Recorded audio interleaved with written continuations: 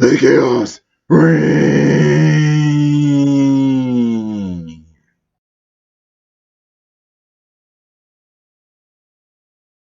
Now for the side for the men to in regards to women, what signs a male should look for it for, let's say, if we come across a lovely lady or a woman that could be potentially an abuser as well.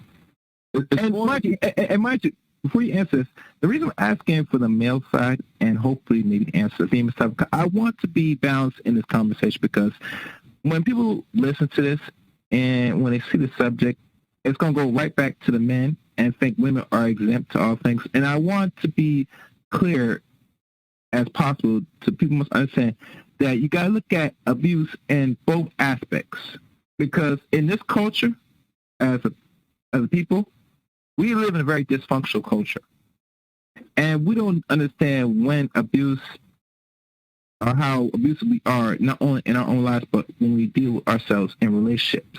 And we have to have a clear understanding to the ways how we move, whether we want to believe it or not, it is some way abusive. And we have to understand the signs and be clear about the few signs. So you can answer.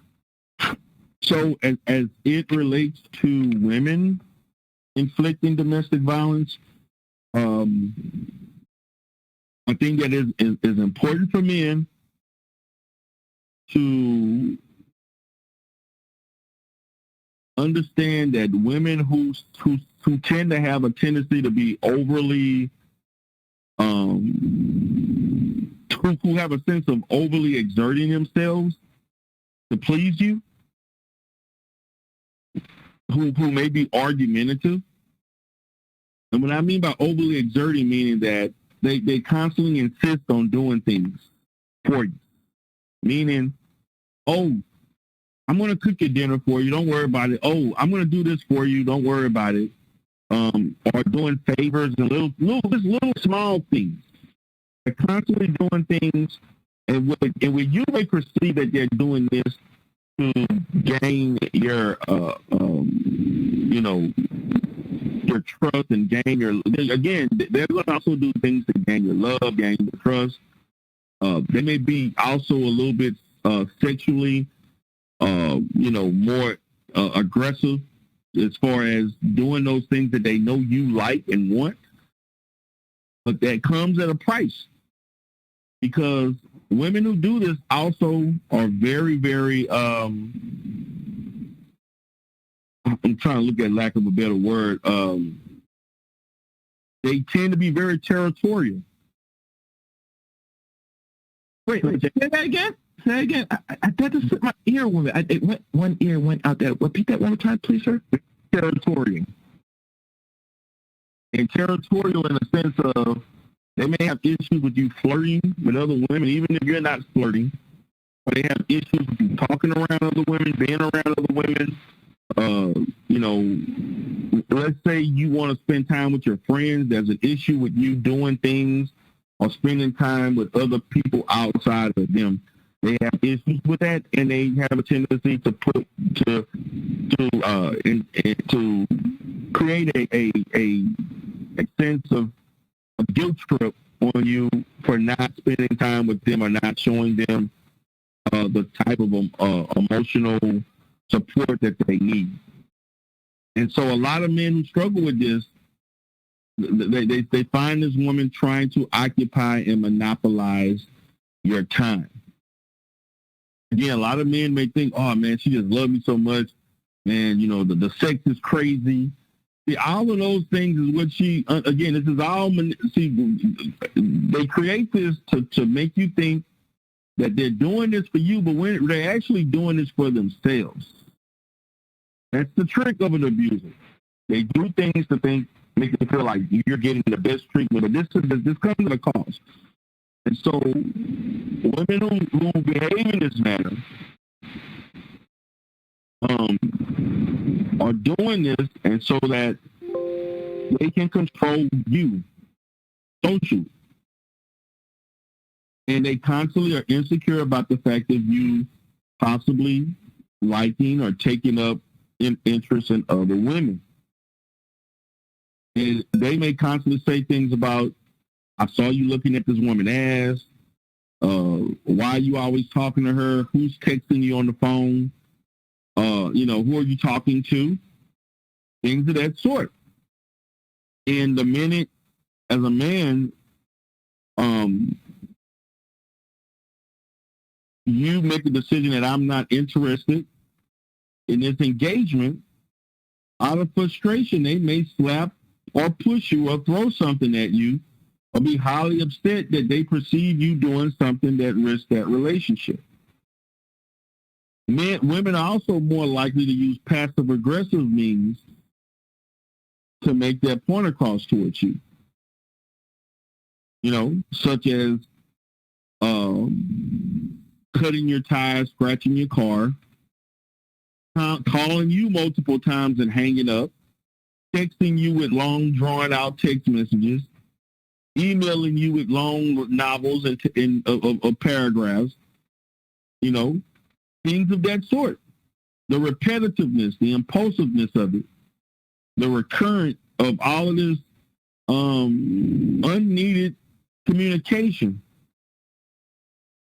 Women who behave in this manner can be seen as abusive and may have the propensity to act out in violence if you trigger them by giving unwanted outcomes and behaviors that they can't deal with. And understand, many of them act this way because they don't think you're going to hit them back.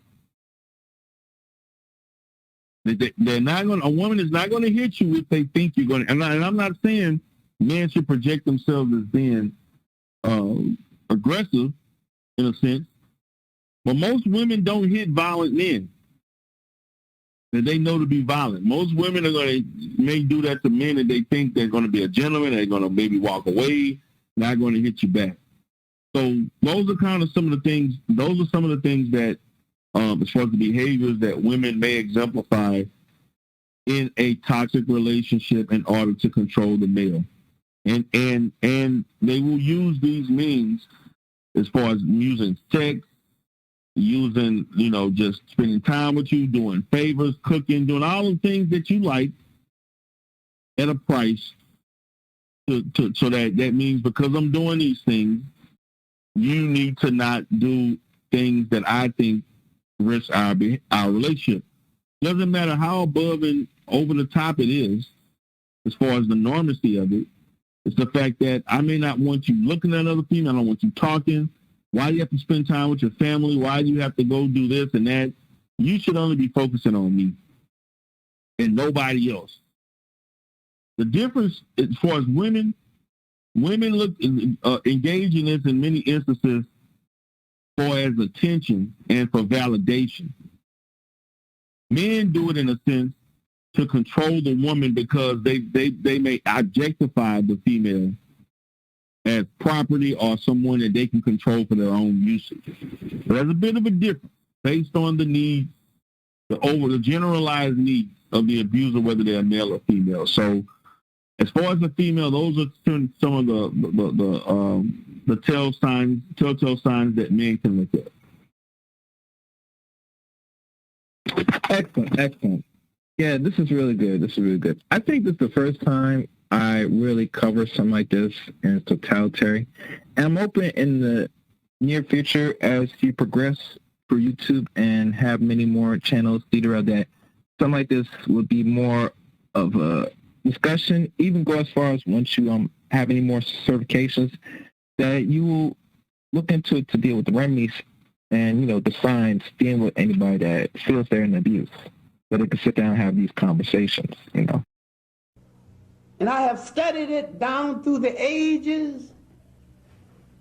But I have always threatened to write a massive book about it and never wrote a line. I write out the title for the book. And I talk out chapters in the book, but I never write the book. It is so delicate and dangerous, yes, sir, and so painful, yes, that a person like me who opened many doors and talked about many things, even at the risk of being killed, hadn't even put it down. The book is called The Role of the Bastard as a Factor in History.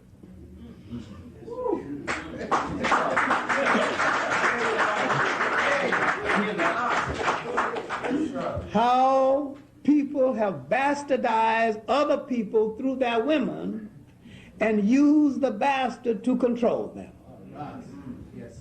Then having used the bastard, refused to accept the bastard in the home of the father that created him and send him back to his mother's people to start confusion. Yes, like the book. Yes.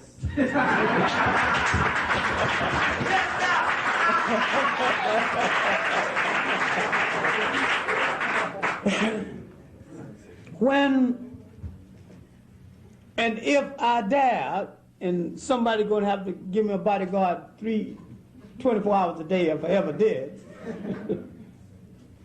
I would have to write about how they literally destroyed the Haitian Revolution. How the mulatto generals, sons and daughters of the French black mothers and French fathers betrayed the Haitian Revolution and went over to the French against Toussaint Louverture. And a French general who hated both blacks and mulattoes called Rochambeau. He was going to teach the mulattoes a lesson. That I hate you just as much as I hate the blackest of the blacks. So he gave a gala party for the wives of the mulatto generals. At the end of the party, he said, I have some presents for you ladies in some boxes. So go in the room and open the boxes. It was the heads of their husbands. He had cut their heads off to show you I have just as much contempt for you yellow niggas as I've got for the blackest of the blacks.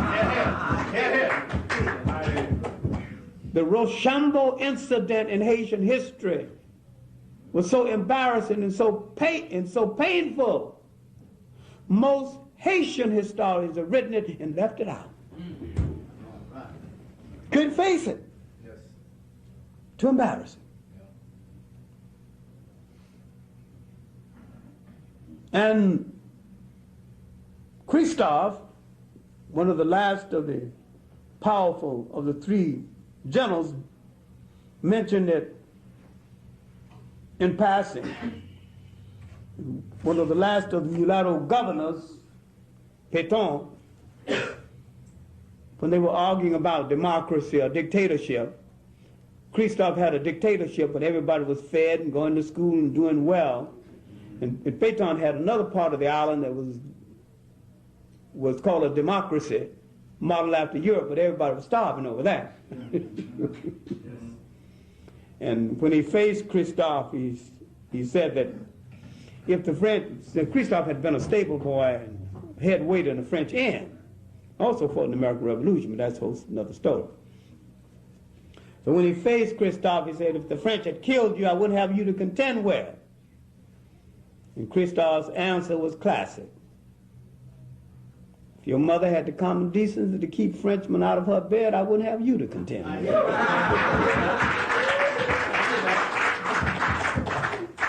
Now, after the death of Christophe, supposedly engineered by the mulattoes, they came to power, begging for French acceptance and got it. He adopted a French constitution that crippled Haiti and killed the revolutionary spirit of Haiti till this very day. French white nationalism and French bastardization killed that nation before it could get born. I don't have enough handkerchiefs to write the book. Maybe let me go along with my lecture notes. I'm too old and I've had one stroke already. Come on. I can't afford another.